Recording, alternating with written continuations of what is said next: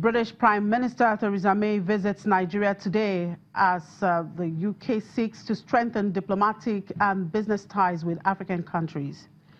Congo Republic leader to seek Chinese help on IMF bailout accord. Plus, in a nod to reforms, Moody's raises Egypt credit outlook. Thank you for joining us on Business Incorporated. I'm Chimezie Obi Iwagwa. Let's get the show started now with the markets, and we'll begin with Africa, where the British Prime Minister Theresa May is on a visit. The Nigerian Stock Exchange's all-share index was in the red at intraday. However, the market recorded an unprecedented volume and value at the open. The index was down marginally 0.02%. The South African JSE index was also in the red, down 0.33%. On the other hand, Egypt was up 1.32%, while Kenya closed positive on Tuesday. And in the Middle East, it was a mixed bag. The markets in the UAE were looking up at intraday. Abu Dhabi was up 0.13%, Dubai up 0.49%. On the flip side, Qatar dropped 0.23% and Saudi lost 0.80%. And in Europe, stocks were slightly higher in morning trade as investors continued to monitor corporate earnings and, of course, global trade developments. And for more, here is my colleague in Frankfurt, Paul Breeds. Good afternoon, Paul. How are you doing today? Good afternoon. I'm doing well.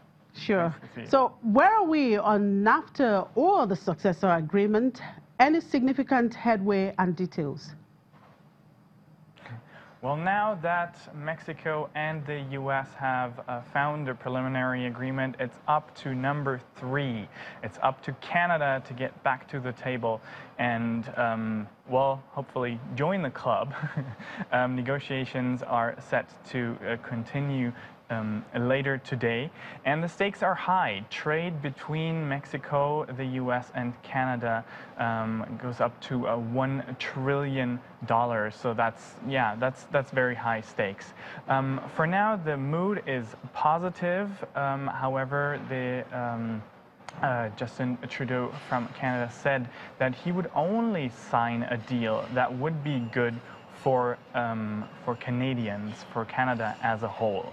That being said, some of the developments from the negotiations are positive, and he praised that, especially concerning auto tariffs and auto production. Wages in the automotive sector are going to go up in Mexico. More product needs to be produced in higher wage factories, and that's of course good for both Canadian workers and for Canadian automotive industry as a whole, because in comparison, that's going to make their products look cheaper than they were before. However, there are pitfalls, of course. Dairy farmers and tariffs that Canada wants to keep for its dairy farmers are one issue that the parties are going to be struggling about. Donald Trump doesn't want to have these tariffs in place. So we'll have to see what comes out of that. If a deal cannot be finished within the week with Canada, Trump has said he wants to bring this to Congress with just the Mexico-U.S. trade deal. Okay, another news on the wires. The Deutsche Bank CEO says in Frankfurt he stays by global ambitions but sees consolidation in the sector. What type of consolidation is he talking about, and what is the likely timeline for this to happen? Well, he's referencing, of course, the increase of risk that has been taking place in the past half year or year, especially concerning global trade. He said, you know, half a year, we didn't expect to run into a potential trade war globally, and now we're one tweet away from disaster every day. So this risk is going to, has come back, and of course that is putting pressure on banks. There are 5,500 financial institutions in the Eurozone, and not all of these are going to be able to handle that kind of pressure. Another problem for the banking sector, especially here in Germany, though, isn't the risk that Deutsche CEO stressed that exists globally, but the fact that the industry has sort of slept through the digitalization. They're very, very late to the party, and we're talking about, the future and what was coming and the changes, the revolution in digitalization, while it's already happening in other places, especially in China, where cash-free payments and mobile payments are already state-of-the-art.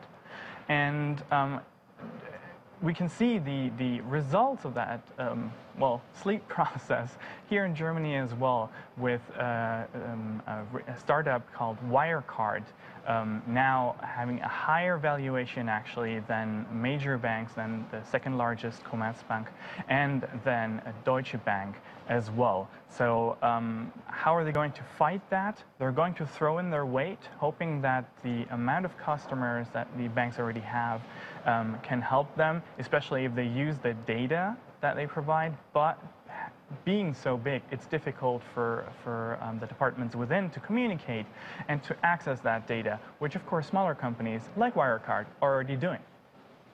All right, Paul, the final one, and a very quick one at that. The Turkish lira has continued fall, while the finance minister sees no risk for economy. Is this a market-moving sentiment statement?